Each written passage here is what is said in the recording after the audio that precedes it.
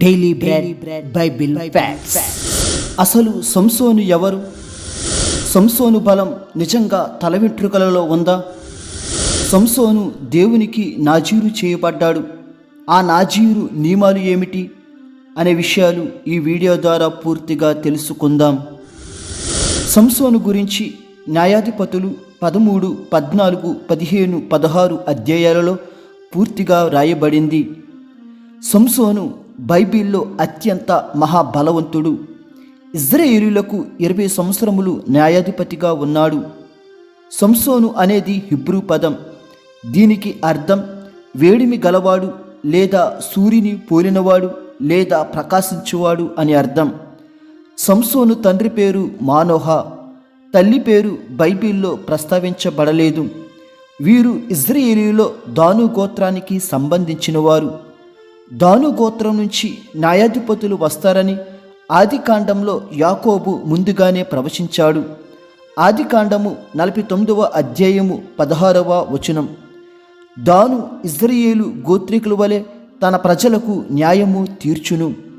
ఈ మాటలు యాకోబు తన 12 మంది కుమారులకు ఒక్కొక్కరికి ఒక్కొక్క ఆశీర్వాదాలు ప్రవచనాలు పలికిన సందర్భంలోనిది.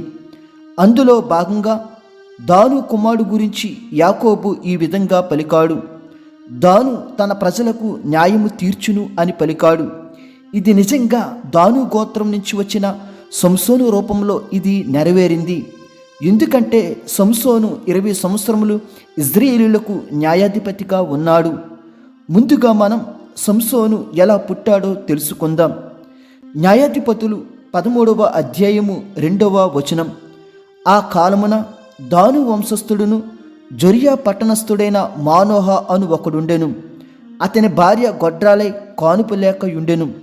ఈ లేఖనం ప్రకారం సంసోను యొక్క తండ్రి పేరు మానోహ, తల్లి పేరు బైబిల్లో వ్రాయబడలేదు. వీరు ఇజ్రాయేలీలో దాను గోత్రానికి చెందినవారు. అలాగే వీరు జొరియా పట్టణస్థులు. జొరియా పట్టణం అనేది యెరూషలేముకు పడమరన దాదాపు 21 కిలోమీటర్ల దూరంలో ఉన్నది. మొదట్లో సంసోను యొక్క తల్లి చాలా కాలం వరకు గొడ్రాలై జీవించింది.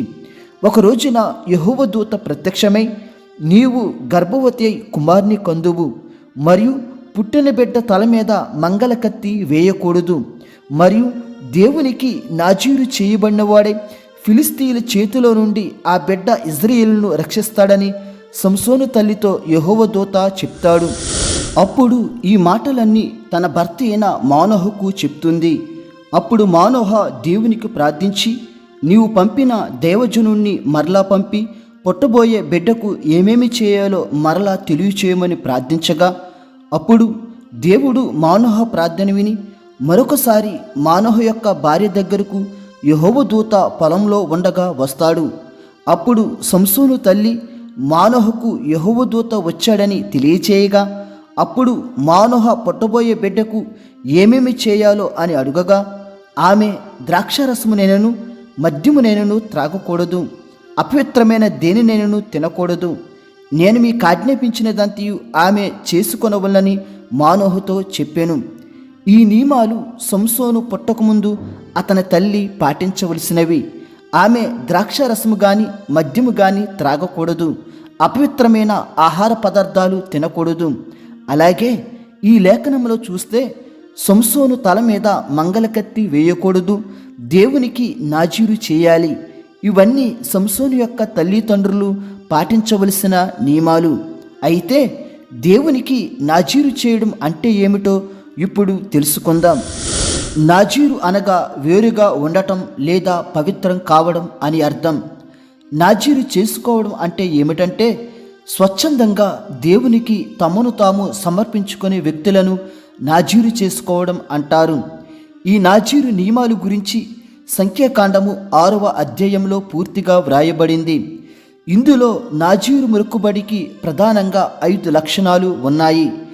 1, ఇది స్వచ్ఛందమైనది, అంటే ఇది వ్యక్తిగతంగా మనకు మనమే దేవునికి మొక్కుబడి చేసుకోవాలి. 2, పురుషులు కానీ స్త్రీలు కానీ నాజీరు చేసుకోవచ్చు, అంటే ఎక్కువగా అనారోగ్య పరిస్థితుల నుంచి కోలుకునేవారు మరియు పిల్లలు కలిగినప్పుడు కృతజ్ఞతగా మరియు కొన్ని వ్యక్తిగత కారణాలు బట్టి దేవునికి నాజీరు చేసుకునేవారు. 3. నిర్దిష్ట కాల పరిమితి. అంటే నాజీరు మొక్కుబడికి ప్రారంభం ముగింపు ఉంటుంది. నాజీరు కాలంలో ఉన్నంత వరకు దేవునికి ప్రతిష్ఠింపబడతారు. అయితే సంసోను మాత్రం పుట్టినది మొదలుకుని జీవితాంతం నాజీరుగా ఉండాలని తల్లిదండ్రులకు దేవుడు ఆజ్ఞాపించాడు. కానీ ఈ ఆజ్ఞను సంసోను మీరాడు. 4. నిర్దిష్ట అవసరాలు మరియు పరిమితులు. పరిమితులు అంటే ద్రాక్షరసం త్రాగకూడదు, మద్యం సేవించకూడదు, నాజీరులో ఉన్నంత వరకు జుట్టును కత్తిరించుకోకూడదు, మృతదేహం దగ్గరకు వెళ్ళకూడదు, కుటుంబ సభ్యుడు చనిపోయినా కానీ అతని శవం దగ్గరకు వెళ్ళకూడదు. 5. బలి అర్పించాలి. పై 4 నియమాలు పాటించిన తరువాత ఆఖరున నాజీరు ముగింపు దశలో దేవుని మందిరానికి వచ్చి జుట్టు కత్తిరించుకుని మొక్కుబడి చెల్లించుకుని ఒక పొట్టేలు గాని గొర్రె పిల్లను గాని నైవేద్యములు దేవునికి అర్పించాలి. ఇవి నాజీరు యొక్క నియమాలు.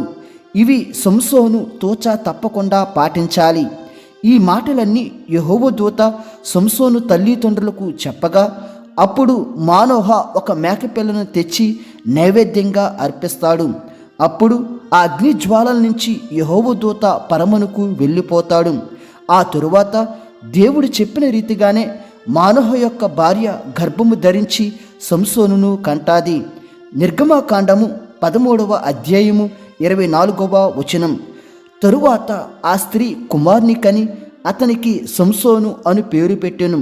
ఆ బాలుడు ఎదిగినప్పుడు యెహోవా అతన్ని ఆశీర్వదించెను. ఈ విధంగా దేవుడు సంసోనును ఆశీర్వదించాడు. అయితే సంసోనును ఈ విధంగా పుట్టించడానికి గల కారణాలు ఏమిటంటే ఆ రోజుల్లో ఇశ్రాయేలీయులు ఫిలిస్తీయుల చేతిలో ఉన్నారు.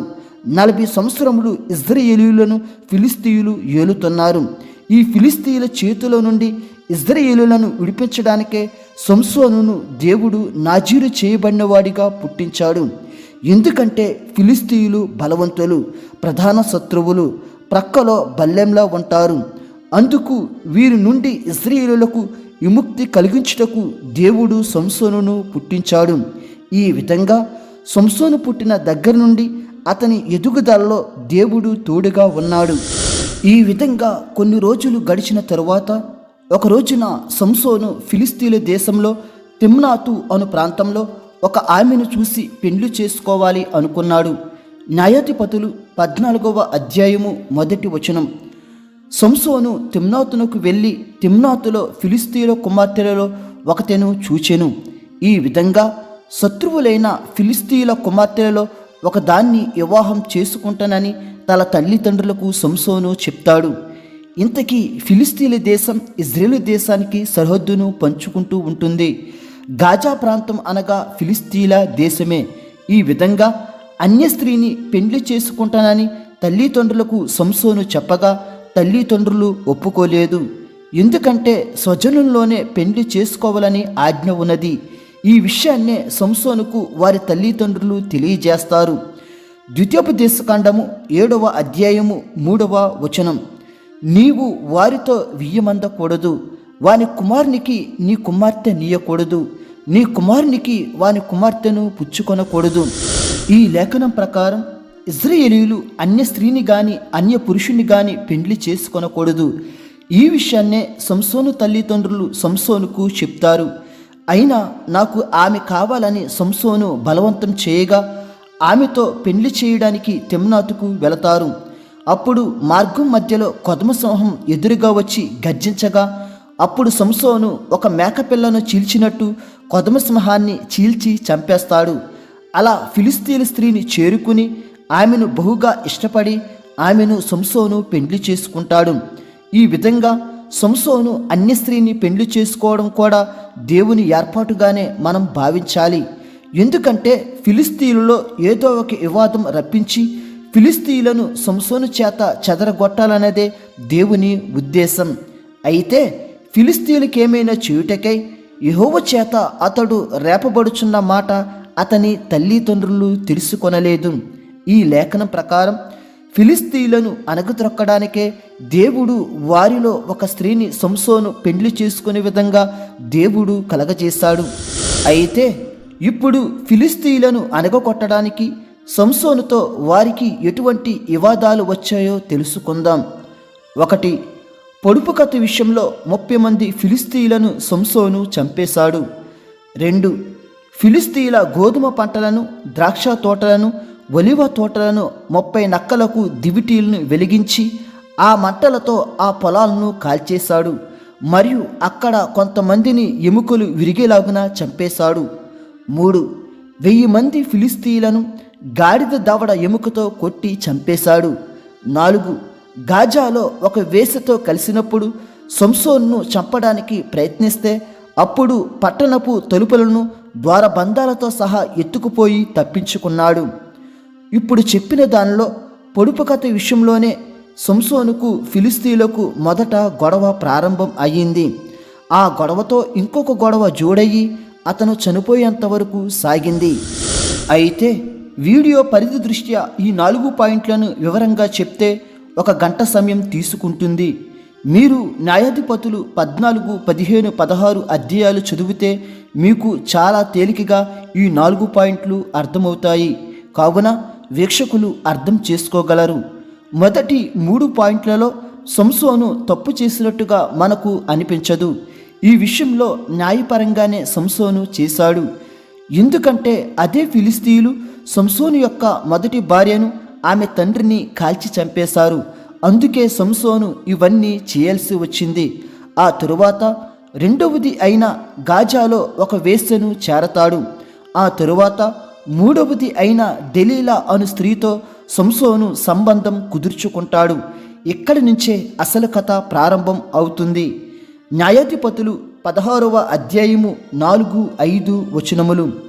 పిమ్మట అతడు సోరెకు లోయలోనున్న దెలీలా అను స్త్రీని మోహించగా ఫిలిస్తీయుల సర్దారులు ఆమె వద్దకు వచ్చి ఆమెతో, నీవు అతని లాలన చేసి అతని గొప్ప బలము దేనిలో ఉన్నదో మేమెలాగూ అతన్ని గెలవచ్చునో తెలుసుకొనుము.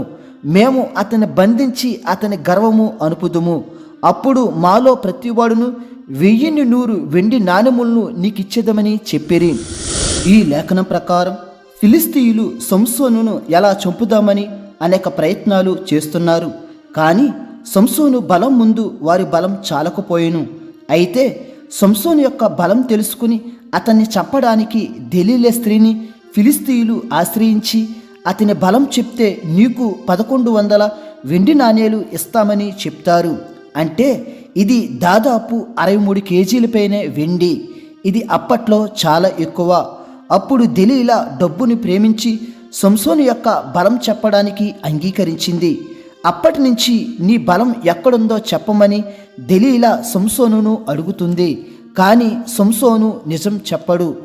నిర్వంజి చువ్వలతో బంధిస్తే నా బలం పోతుందని, మరియు క్రొత్త త్రాళ్లతో బంధిస్తే నా బలం పోతుందని, మరియు నా జుట్టును 7 అల్లిక జడలు చేస్తే బలం పోతుందని ఇలా 3 సార్లు అబద్ధమే చెప్తాడు. ఆఖరికి సంసోనును తన మాటల ద్వారా వేధించడం ప్రారంభిస్తే ఆ వేదనకు తట్టుకోలేక తన బలం ఎక్కడుందో సంసోను చెప్పేస్తాడు. మొదటి భార్య విషయంలో ఇలాగే లొంగిపోయాడు. ఇప్పుడు దెలీలాకు కూడా ఇలాగే లొంగిపోయి తన బలం గురించి చెప్పేస్తాడు. న్యాయాధిపతులు 16వ అధ్యాయము 17వ వచనం. అప్పుడతడు తన అభిప్రాయమంతయు ఆమెకు తెలియజేసి, నేను నా తల్లి గర్భము నుండి పుట్టినది మొదలుకుని దేవునికి నాజీరు చేయబడినవాడినై ఉన్నాను. నా తల మీదకి మంగళ కత్తి రాలేదు. నాకు క్షోరము చేసిన ఎడల నా బలము నాలో నుండి తొలగిపోయి ఇతర మనుషుల వలె అవుదునని ఆమెతో అనెను. ఈ లేఖనం ప్రకారం నా బలం నా తల వెంట్రుకల్లో ఉందని, క్షౌరం చేయిస్తే నా బలం పోతుందని సంసోను దెలీలాకు నిజం చెప్పేస్తాడు. అప్పుడు సంసోనును తన తొడ మీద నిద్రపుచ్చి ఒక మనుషుని సహాయంతో సంసోను యొక్క 7 జడల జుట్టును క్షౌరం చేయించి ఫిలిస్తీయులకు అప్పగిస్తాది. అప్పుడు సంసోను వారిని ఎదిరించడానికి ప్రయత్నం చేయగా బలం పోయిందని గ్రహిస్తాడు. అప్పుడు ఫిలిస్తీయులు సంసోనును పట్టుకొని 2 కళ్ళు ఊడదీసి ఇత్తడి సంఖ్యలతో బంధించి బందీగృహంలో ఉంచుతారు. ఆ బందీ గృహంలో తిరగలి విసిరే పని చేసేవాడు. అయితే కొంతకాలానికి సంసోను తల వెంట్రుకలు తిరిగి మొలవడం ప్రారంభించాయి. ఇదిలా ఉండగా ఫిలిస్తీయులు సంసోన్ను బంధించినందుకు తమ దేవత అయిన దాగోను తమకు సహాయం చేసిందని దాగోను గుడిలో ఫిలిస్తీయులు పండుగ చేసుకుంటారు. ఆ పండుగలో సంసోనును పరిహాసం చేస్తూ పండుగ చేసుకుందామని ఫిలిస్తీయులు నిర్ణయించి బందీ గృహంలో ఉన్న సంసోనును దాగోను గుడికి రప్పిస్తారు. ఆ పండుగలో స్త్రీ పురుషులు దాదాపు 3,000 మంది పాల్గొన్నారు. అప్పుడు సంసోను ఈసారికి నాకు బలం ఇమ్మని దేవునికి ప్రార్థిస్తాడు. న్యాయాధిపతులు 16వ అధ్యాయము 28వ వచనం. అప్పుడు సంసోను, యెహోవా ప్రభువా, దయచేసి నన్ను జ్ఞాపకము చేసుకొనుము. దేవా, దయచేసి ఈసారి మాత్రమే నన్ను బలపరుచుము. నా 2 కొన్నుల నిమిత్తము ఫిలిస్తీయులను ఒక్కమారే దండించి పగ తీర్చుకొననిమ్మని యెహోవాకు మొర్రపెట్టి ఈ విధంగా ఈసారికి బలం ఇమ్మని దేవునికి ప్రార్థించగా దేవుడు సంసోను మొరవిని బలాన్ని ఇవ్వగా దాగోను గుడి 2 మూల స్తంభాలను తన చేతులతో పడద్రోసి 3,000 మందిని ఒకేసారి చంపేస్తాడు. ఆ సమయంలోనే సంసోను కూడా చనిపోయాడు. అప్పుడు సంసోనును స్వదేశానికి తీసుకెళ్లి తన తండ్రి సమాధి దగ్గర పాతి పెడతారు. ఈ విధంగా 20 సంవత్సరములు ఇశ్రాయేలులకు న్యాయాధిపతిగా సంసోను పనిచేశాడు. అయితే సంసోను తల వెంట్రుకలలో నిజంగా బలం ఉందో లేదో ఇప్పుడు తెలుసుకుందాం.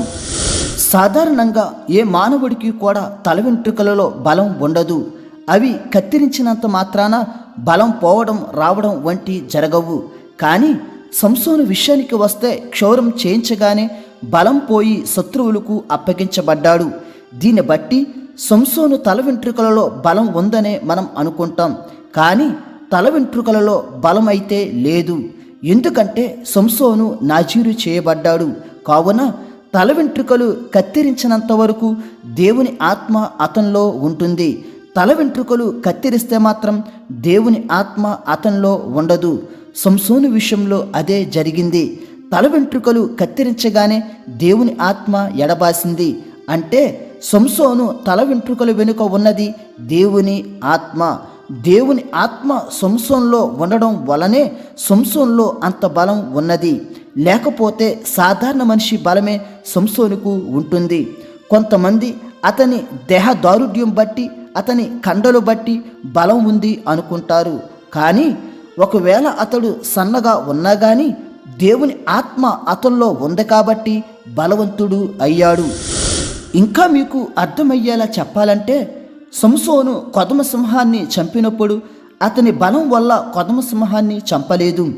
ఈ లేఖనం ప్రకారం యెహోవా ఆత్మ ప్రేరేపించడం వల్ల సింహాన్ని సంసోను చంపగలిగాడు. అలాగని అతని శరీర బలం వల్ల కాదు. అలాగే 30 మంది ఫిలిస్తీయులను చంపినప్పుడు ఈ లేఖనం ప్రకారం యెహోవా ఆత్మ అతని మీదకి రావడం ద్వారా 30 మంది ఫిలిస్తీయులను సంసోను చంపగలిగాడు. అలాగని అతని శరీర దారుఢ్యం వల్ల కాదు. అలాగే 1000 మందిని గాడిద దవడ ఎముకతో చంపినప్పుడు ఈ లేఖనం ప్రకారం యెహోవా ఆత్మ అతని మీదకు రావడం ద్వారా చంపగలిగాడు. అలాగని అతని తల వెంట్రుకలలో బలం ఉందని కాదు. అలాగే సంసోనుకు క్షౌరం చేయించిన తర్వాత తల వెంట్రుకలు మొలవడం ప్రారంభించాయి. తల వెంట్రుకలు వచ్చినంత మాత్రాన బలం తిరిగి మరలా రాలేదు. తిరిగి దేవుణ్ణి బలం అడిగాడు. ఇప్పటి వరకు చెప్పిన దాని ప్రకారం తల వెంట్రుకలలో బలం లేదు. అతని తల వెంట్రుకల వెనుక యెహోవా ఆత్మ ఉన్నది. అందువలనే శత్రువులను చంపగలిగేంత బలం పొందుకున్నాడు. యెహోవా ఆత్మ అతనిలో ఉండడానికి కారణం ఏమిటంటే దేవునికి నాజీరు చేయబడ్డాడు.